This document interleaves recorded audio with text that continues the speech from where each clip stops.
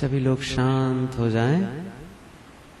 किसी भी साधना में सफलता का आधार है धैर्य। जब आप कोई काम धीरज पूर्वक करते हैं तो फिर आप उसमें सफल होते हैं। निरंतर करते हैं और धैर्य पूर्वक करते हैं। निरंतरता बहुत आवश्यक है। कंटिन्यूटी। आप लोग खरगोश और कछुए की कहानी सुने होंगे। दोनों दौड़ के लिए बाजी लगाते हैं कौन जीतेगा, और सबको पता है तेज दौड़ने वाला खरगोश हार जाता है और धीरे धीरे चलने वाला कछुआ जीत जाता है। क्यों? बस एक ही कारण है, वह है निरंतरता। आप निरंतर यह काम करें। ये कोई एक दिन का काम नहीं है कि आप 2 दिन तक अंदाज लगाते रहे, लाओ देखे मन रुकता है कि नहीं रुकता है। इस प्रकार अंदाजने से मन नहीं रुकने वाला है। आपको तो इसके लिए डूब जाना होगा, पूरे अपने आप को समर्पित कर देना होगा, तब जाकर के यह मन कुछ पिघलेगा, कुछ लाइन में लगेगा। बहुत दिनों से हम मन को भटकाने का काम कर चुके हैं, बहुत लंबे समय से। तो क्या है, लंबे समय से बिगड़ा हुआ मन शीघ्र ही ठीक हो जाएगा? नहीं, समय लगेगा। आप धैर्य रखेंगे तो सफल हो जाएंगे। कहा जाता है कि 2 तपस्वी तपस्या कर रहे थे और उसी रास्ते से नारद जी बैकुंठ जा रहे थे। तपस्वियों ने पूछा, कहाँ जा रहे हैं भगवान? उन्होंने कहा, बैकुंठ जा रहा हूं। वो अलग अलग जगह वो लोग तपस्या कर रहे थे, तो दोनों ने यही बातें कही। उन्होंने कहा, तपस्वियों ने, कि भगवान से हमारे विषय में पूछ करके आना कि हमारा कल्याण कब होगा, हमारी मुक्ति कब होगी। हम भगवान की पूजा कर रहे हैं, आराधना कर रहे हैं। कहा ठीक है, पूछ करके आए वो। और जब पूछ कर आते हैं तो पहले तपस्वी के पास कहा गई, देखो भाई, तुम्हारे बारे में भगवान से पूछा हूं। उन्होंने कहा है कि तपस्वी जिस पेड़ के नीचे बैठकर तपस्या कर रहा है, उस पेड़ के सारे पत्ते जब गिर जाएंगे तब उसका कल्याण हो जाएगा। तो वह तपस्वी केले पेड़ के नीचे बैठकर तपस्या कर रहा था। देखा, ओफ, इस केले के पेड़ में तो बहुत से पत्ते हैं, अर्थात जितने पत्ते हैं उतने वर्ष तपस्या करनी पड़ेगी। जितने पत्ते हैं उतने वर्ष तपस्या करते रहेंगे तो मैं दर्शन दूंगा, ये भगवान ने कहा है। तो वो तपस्वी तो धीरज खो बैठा। इसमें तो अभी कई पत्ते हैं, इतने वर्ष तक मुझे तपस्या करनी पड़ेगी। ओफ, वो अपना दंड कमंडल पूजा की सामग्री पटका, भगवान की मूर्ति को फेंका और चला गया। छोड़ो ऐसी तपस्या से। दूसरी तपस्वी के पास वही बात कही, वो तो बड़ा घबरा रहा था, इनको कैसे बताऊं। फिर भी पूछा, कुछ पूछ करके आए कि हाँ हाँ पूछ लिया हूं। बस भगवान ने यही कहा है कि तपस्वी जिस पेड़ के नीचे बैठकर तपस्या कर रहा है, उस पेड़ में जितनी पत्तियां हैं उतने वर्ष वह तपस्या करेगा तो मैं दर्शन दूंगा। और जानते हो किस पेड़ के नीचे बैठा था? वो है इमली के पेड़ के नीचे। समझ लीजिए कितनी पत्तियां होती हैं। तो फिर जैसे ही सुना कि भगवान दर्शन देंगे, इन पत्तियों के खत्म होने के समय, अर्थात इतने वर्ष मैं तपस्या करूंगा, तो वो आदमी, वो जो तपस्वी था, वो नाचने लगा। ओफ, देंगे ना, आश्वासन दिए है ना भगवान दर्शन देने के लिए, तो निश्चित देंगे। देखिए, इन पत्तियों की एक सीमा है, वो खत्म होना है उसको। और उसी समय एकदम मगन होकर के नाचने लगा। कहानी यह कहती है, पौराणिक कहानी कहती है कि उसी समय भगवान आकर उनको दर्शन दे दिए। ये है धैर्य की परीक्षा। हम धैर्य रखते हैं तो सफल होते हैं। इसलिए किसी काम को करने में धैर्य बनाए रखें। जहां तक मन की एकाग्रता की बात है, इसके लिए तो बहुत धैर्य की आवश्यकता है, क्योंकि मन से ही हम साधना करते हैं और मन को ही रोकने के लिए काम करते हैं। अटपट है ये, बड़ा अद्भुत लगता है, लेकिन यही काम करना है।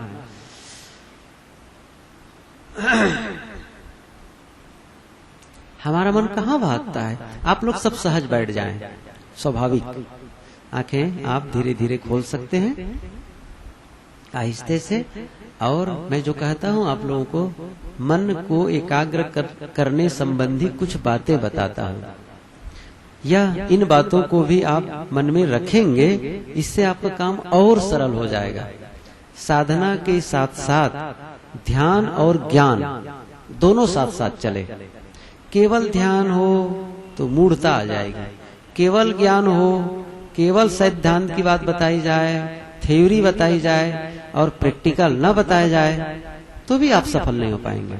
इसलिए थ्योरी और प्रैक्टिकल, सिद्धांत और प्रयोग दोनों साथ हो।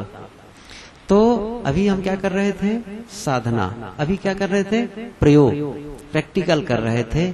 जरा हम देखें तो हमारे मन की क्या स्थिति है। जब मन को हम नीचे उतर कर देखते हैं, खंगालते हैं, तब पता चलता है ओफ कितना कचरा भरा हुआ है। न जाने कौन कौन से विचार, और वे विचार जो बहुत पुराने हैं, जिसकी कोई आवश्यकता नहीं है, वे विचार भी मन के सामने खड़े हो जाते हैं। तो मन भागता कहाँ है? इस चीज को सोचे पहले। मन चंचल है, जैसे मैंने कल कहा था, मन चंचल है। क्यों चंचल है? क्यों भागता है? कहाँ भागता है? इस चीज को समझे। मन भागता है एक भूत में और दूसरा भविष्य में। भूत का मतलब भूतकाल, बीता हुआ समय। आप लोग अनुभव किए होंगे ना, आज से पहले जो भी घटना घटी है उसकी याद आई। भूतकाल अर्थात जो बीता हुआ है, अतीत है, उसको हम याद करते हैं। किसी के साथ बात हुई है, कोई काम हुआ है, किसी के घर गए थे, कहीं हम दूसरे शहर में गए थे, कोई भी कार्यक्रम अटेंड किए थे, सब धीरे धीरे बात याद आने लगती। कोई हमारे साथ प्रेम किया था, अच्छी बातें कही थी, वो याद है। और कोई हमको डांटा फटकारा था, वो बातें याद आ रही हैं। बड़ा अद्भुत है ये। एक प्रकार से हमारे मन में कैसे जैसे कंप्यूटर का डाटा होता है ना, डाटा बैंक, ऐसे ही स्टोर की बड़ी क्षमता है इसमें, बहुत ज्यादा क्षमता है। वो तो डाटा बैंक एक सीमा है, इतने जीबी की, इतने जीबी की, 500 जीबी है, ठीक है। उसके बाद वो एक्सेप्ट नहीं करेगा। लेकिन हमारा ये मन इतना स्टोर है, इसमें जगह है, बहुत जन्म जन्म के संस्कार इसमें भरे हुए हैं, जन्म जन्म के संस्कार भरे हैं। और इस जन्म के तो अभी याद ही है हमें। और वो हमारे जब हम बैठते हैं अकेले में तो उभर आता है। और कई बार जब ज्यादा उभरता है तो कहता है ओफ, इससे अच्छा तो हम काम करते रहे, तब मन शांत रहा, पुस्तक पढ़ते रहे तो मन शांत रहा, ध्यान करने में तो और ज्यादा चंचल हो गया, तो आदमी ध्यान करना छोड़ देता है। आप ध्यान करने बैठे और मन ज्यादा चंचल होने लग रहा है, इसका मतलब आपने सफाई शुरू कर दी। जैसे एक कचरा कहीं डाला जाता हो, कचरा हो, गोबर हो, सब डाले जा रहे हैं, तो सामान्य रूप से जब जाएं तो वहां से दुर्गंधी नहीं उठती है। लेकिन एक दिन हमने सोचा इस वर्षों पुराने कचड़े को हमें साफ करना है, तो क्या होगा फिर? जैसे ही आप साफ करना शुरू करेंगे तो वहां से दुर्गंधी शुरू हो जाएगी। पहले उसमें दुर्गंधी नहीं आ रही थी, लेकिन जब आप सफाई करते हैं तो फिर और अधिक दुर्गंधी आने लगती है। ऐसे ही जब आप मन को एकाग्र करना शुरू करते हैं तो क्या होता है? और ज्यादा चंचल होने लगता है। इसका मतलब भीतर के कचड़े की सफाई शुरू हो रही है, और उसी समय आप भाग गए, अर्थात आधा कचरा फेंके और छोड़ दिए, तो फिर सफाई पूरी नहीं होगी। पूरी सफाई क्लीन, एकदम उस जगह को क्या बनाना है, नीट एंड क्लीन। मन की इतनी सफाई कर देनी है कि वहां से विकार निकलने की संभावना खत्म हो जाए। ध्यान का मतलब है मनोविकारों की जड़ में प्रहार करना, जड़ को ही खोद देना, उसके कारण को ही समाप्त कर देना। जितना ही आप अपनी समझ बढ़ाएंगे, जितना ही आप ज्ञान में रमेंगे और जितना ही अभ्यास करेंगे, उतने ही आपके अंदर स्वस्थता आती जाएगी। तो कहां भागता है मन? भूत में, पुरानी बातों को। और भूत में दो ढंग है और भी, भूत और भविष्य में। एक राग में और दूसरा द्वेष में। कहां भागता है? जहां जहां हमारा राग है वहां वहां वह चिपक जाता है जाकर के, बस उसके बारे में बहुत सोचने लगता है। जिनके जिनके प्रति प्रेम है, मोह है, उनके बारे में सोचेगा, और जिनके साथ लड़ाई झगड़े हैं उनके बारे में भी सोचता है। इसीलिए बंधन के जो मुख्य दो रूप राग और द्वेष, ये कहा जाता है। जिसके मन में जितना ही अधिक राग द्वेष होगा, उसका मन उतना ही ज्यादा चंचल होगा। तो राग में और द्वेष में, जिसके साथ, जैसे एक उदाहरण बताऊं कि आप किसी के साथ बातचीत हो रही है और वो आपका बड़ा हित चिंतक, वो एक अच्छे पहुंचे हुए साधक हैं और आपको 10 अच्छी अच्छी बातें वो बता रहा है, 10 अच्छी अच्छी बातें बताई। फिर उसके बाद एक बात ऐसी कह दी जिससे आपको लगा कि मेरा अपमान है, आपकी बुराई कह दी। तो फिर जब आप याद करेंगे उन बातों को, कौन सी बात याद आएगी? जो अच्छी बातें हैं वो तो आप भूल जाएंगे, और जो उन्होंने हमारी बुराई कह दी, हमारी आलोचना कर दी, अपमान कर दिया, कौन सी बात याद रहेगी? अपमान वाला। ये बड़ा विचित्र मन है। अच्छे मन का लक्षण क्या है? ये सूत्र याद कर लो। अच्छे मन का लक्षण क्या है? अच्छा मन वह है जो काम की बातों को याद करता है और बेकाम की बातों को भूल जाता है। अब हम अपने अपने मन को टटोलें, क्या हमारा मन ऐसा है? काम की बातों को याद रखता है और बेकाम की बातों को भूल जाता है? नहीं, बल्कि काम, मैं कल पूछूं, परसों के लिए मैंने क्या कहा था? जब पहला दिन प्रारंभ हुआ था, मैं किस विषय पर बोला था? शायद किसी को याद है, बड़ा मुश्किल है। लेकिन आज से 5 साल पहले किसी ने आपका अपमान किया था, आज भी ज्यों के त्यों उन्हीं के शब्दों में याद है। और कई बार कहते हैं, ओह, उनके घर जब गया था ना शादी में, उन्होंने मेरा ऐसा अपमान किया सबके बीच, मैं उसको कभी नहीं भूलूंगा। लोग कहते हैं, अरे भूल जाओ, तुम भी क्यों उसको याद करते हो? कैसे भूलूंगा मैं उसको? 3 जन्म नहीं भूलूंगा।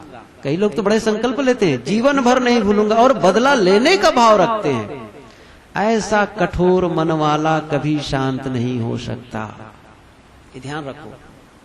मैं इस विषय पर आगे फिर विस्तार से कहूंगा, ताकि हम कैसे उस चीज को कैसे भूल सके, कैसे उसको हम भूल करके रिलैक्स हो सके।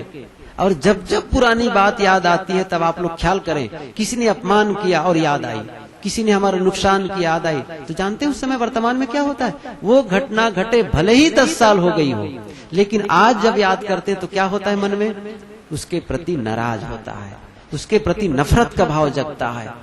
और जब आपके मन में नफरत का भाव है, क्रोध का भाव है, द्वेष का भाव है, क्या ऐसा कुटिल मन, ऐसा टेढ़ा मन शांति दे सकता है? जिस समय आप नाराज हो, क्या आप शांत रह सकते हैं? नहीं रह सकते हैं। तो भूत में भटकता है, पुरानी बातों को याद करता है मन, राग द्वेष की याद करता है।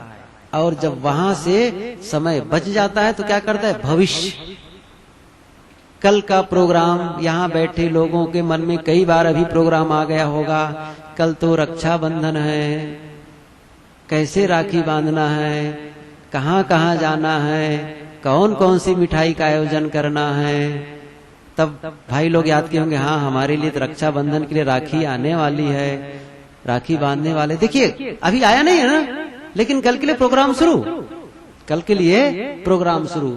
अभी कम से कम 10-12 मिनट बाकी है। बैठे रहे होंगे, सोचेंगे यहां से उठूंगा ना, ये करूंगा, वहां जाना है, वहां जाना है, कैसा छलांग लगाता है, बाहर भागता है, भविष्य के लिए सोच रहा है। और मान लो आपको 15-20 दिन के बाद कहीं यात्रा करनी हो, ट्रेन में जाना हो, अच्छा उस दिन अमुक समय ट्रेन है ना, अच्छा मैं जाऊंगा तो सीट मिलेगी कि नहीं मिलेगी, कैसे मिलेगी, सही सही जा पाऊंगा कि नहीं जा पाऊंगा, कहीं ऐसा ना हो वो हो, वहां जाने पर क्या करना है, इतना प्रोग्राम बनाता है वर्षों का, उफ, और मन उसी में थकता है। अनावश्यक काम में मन ज्यादा थक जाता है। आप ध्यान दीजिए, हम लोगों का मन थकता क्यों है, अनावश्यक भूत और भविष्य की कल्पना करने से बहुत थकता है। और आप रिलैक्स कब होते हैं, जब वर्तमान में होते हैं। छोड़ दीजिए, वर्तमान में आ जाइए। साधना का सबसे बड़ा काम वर्तमान में जीना। क्या है, वर्तमान में जीना। मैं एक उदाहरण बताऊं, आपके कंधे पर एक बल्ली रखी हो लंबी, वो 20 फीट की हो, और आपको कहा जाए यहां से आपको बस स्टैंड ले चलना है, 20 फीट की बल्ली आपके कंधे पर हो और उसे बस स्टैंड तक ले जाना है, तो जानते हो कितनी तकलीफ होगी, कितना वजन होगा, उफ, मरा गया मरा गया। लेकिन एक काम बताया गया, आप क्या करें, बल्ली को आप कंधे के सामने से काट दें, सामने तरफ को, और पीछे तरफ 1 फीट बल्ली रखे कंधे पर, और आगे और पीछे की बल्ली को काट दे। जितना आप आगे पीछे बल्ली लटक रही है उस बल्ली को काट दे। 1 फीट केवल आपके कंधे पर है, और दोनों तरफ जब काट देते तो क्या होता है, आप बिल्कुल हल्का आराम से ले चलेंगे। ऐसे ही आप आगे और पीछे अर्थात भूत और भविष्य को जिस समय काट देते हैं उस समय आप वर्तमान में जीते हैं और एकदम प्रसन्न हो जाते हैं।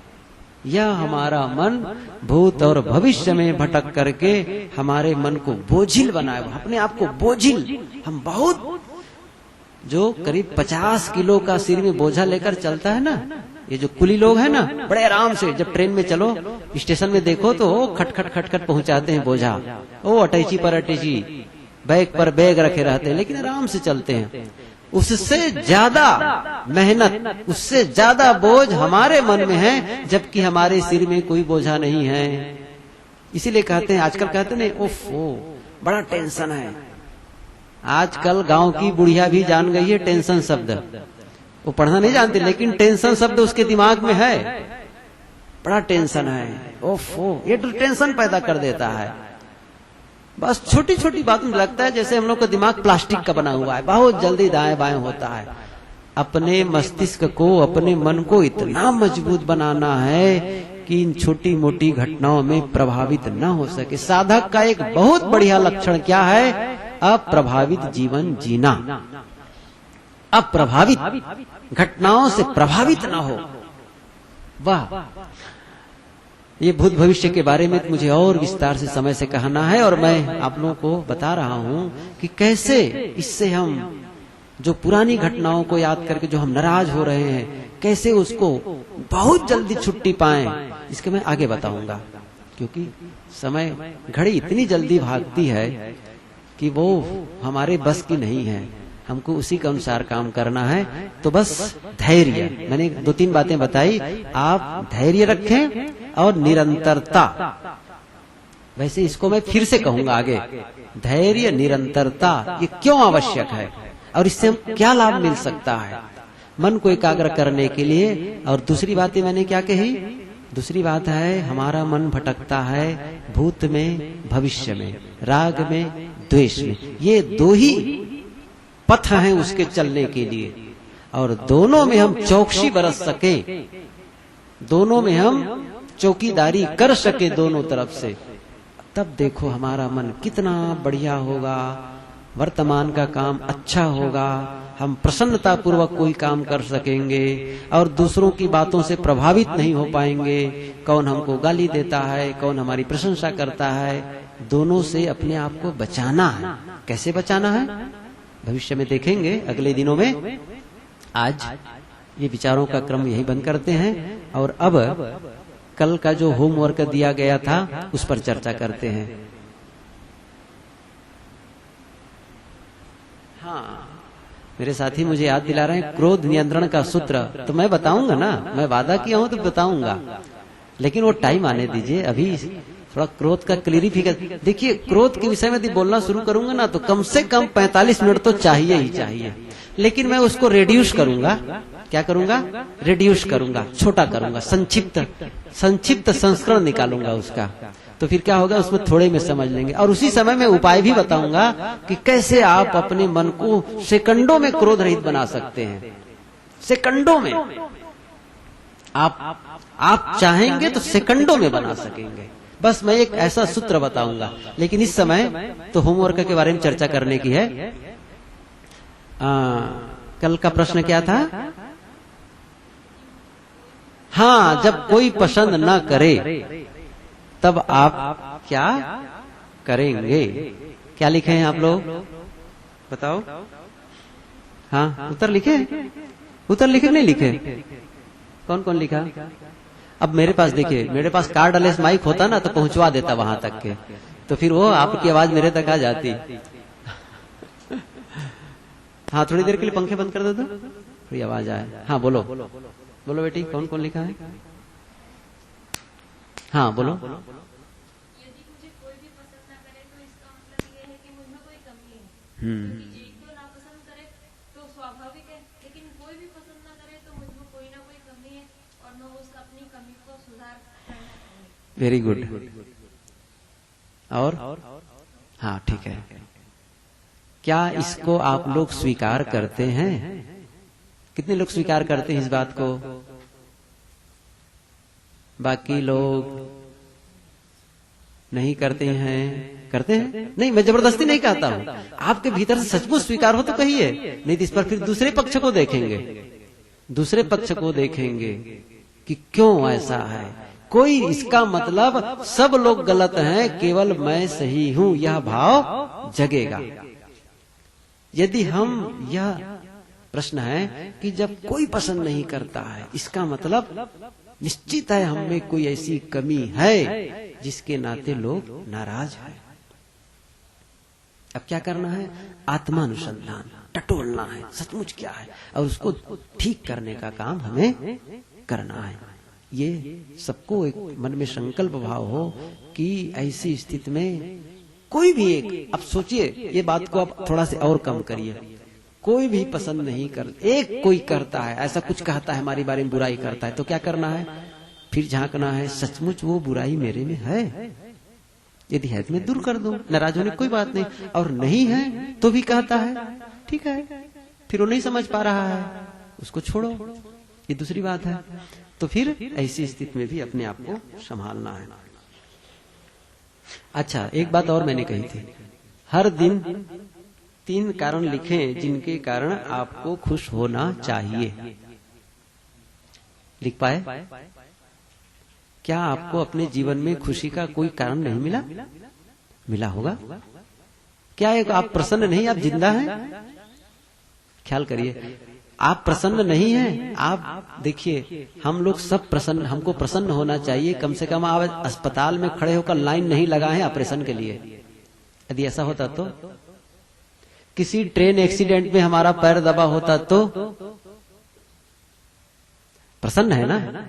आज हम बढ़िया ध्यान कक्ष में आए हुए हैं, आश्रम में बैठे हैं, अपने जीवन संवारने के लिए हम लगे हुए हैं। क्या है प्रसन्नता का विषय नहीं है? हम सबकी दोनों आंखें मौजूद हैं, क्या है प्रसन्नता का विषय नहीं है? हवा, प्रकाश, इतना आप लिखने लगेंगे ना तो आप देखिएगा इतना आपको प्रसन्नता के विषय में, जो मन की नाराजगी कैसे जाएगी। आप लिखिए इस चीज को, काम करिए। 3 कारण केवल मैंने कहा है, 3 कारण, और केवल सप्ताह भर यदि 3 कारण लिख लेते हैं तो आपका मन पॉजिटिव थिंकर हो जाएगा। क्या हो जाएगा? सकारात्मक सोच वाला बन जाएगा। इसलिए इन 3 कारणों को लिखना है। नहीं लिखे? भूल ही गए, होमवर्क नहीं करेंगे तो फिर क्लास में आप अच्छे विद्यार्थी नहीं कहलाएंगे। इसलिए क्या करना है? होमवर्क करना है। तो जो लोग लिखे हैं वे लोग कल क्रम बनाए रखें, और जो शुरू नहीं किए लिखने के लिए वे लोग स्टार्ट कर दें। ठीक है? अब एक प्रश्न लिख लें कल के लिए। अगर आप क्या बाहर की आवाज जा रही है, अंदर नहीं आ रही है? अच्छा, अंदर आ रही है। अगर आप अपना जीवन दोबारा जी सकते तो आप कौन सी चीज अलग ढंग से करते? रीस्टार्ट। क्या करना है? अब ख्याल करो, रीस्टार्ट करना है जीवन को। अगर आप अपना जीवन दोबारा जी सकते तो आप कौन सी चीज अलग ढंग से करते?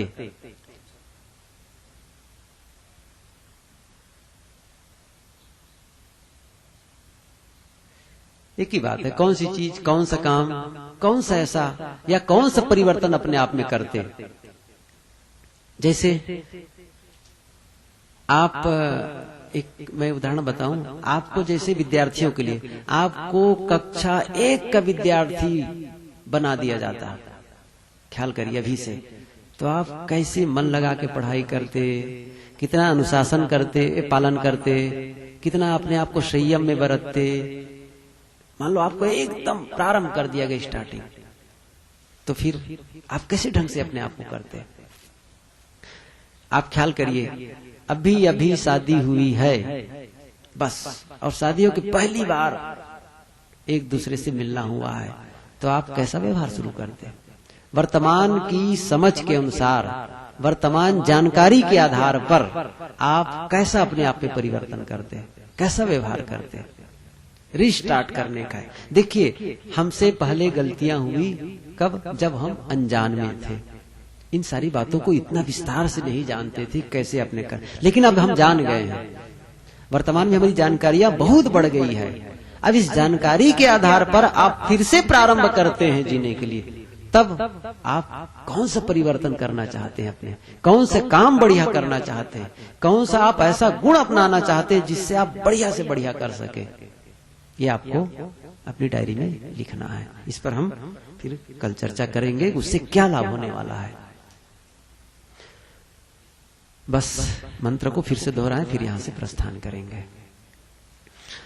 अहम शुद्ध चैतन्य ज्ञान स्वरूपम, अहम शुद्ध चैतन्य ज्ञान स्वरूपम, अजराहम अमराहम अखंडम अनूपम, अजराहम अमराहम।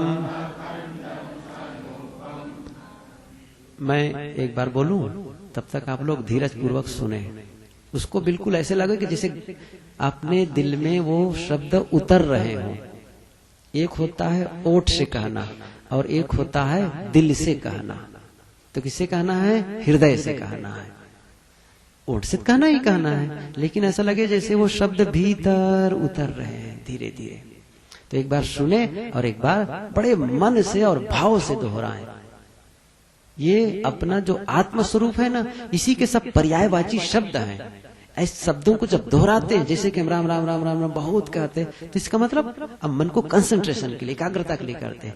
ऐसे ही आत्म भाव जो आपका अस्तित्व है, जिसके लिए आपको कोई संदेह नहीं है कि मैं हूं या नहीं हूं, कभी संदेह नहीं हो सकता, मैं हूं। आत्म अस्तित्व के भाव को प्रकट करने वाले, उसको मजबूत बनाने वाले इन शब्दों के विन्यास जो पद हैं, इनको आप दोहराएं। अहम शुद्ध चैतन्य ज्ञान स्वरूपम, अहम शुद्ध चैतन्य ज्ञान स्वरूपम, अजराहम अमराहम अखंडम अनूपम, अजराहम। अहम शुद्ध चैतन्य ज्ञान स्वरूपम, अहम शुद्ध चैतन्य ज्ञान, अजराहम अमराहम अखंडम अनूपम, अजराहम। और जो आप लोगों को नियम बताए गए हैं, उन नियमों का पालन करेंगे। मैं दोहराऊंगा नहीं, आप सब जानते हैं। आप अपने लिए ईमानदार बने।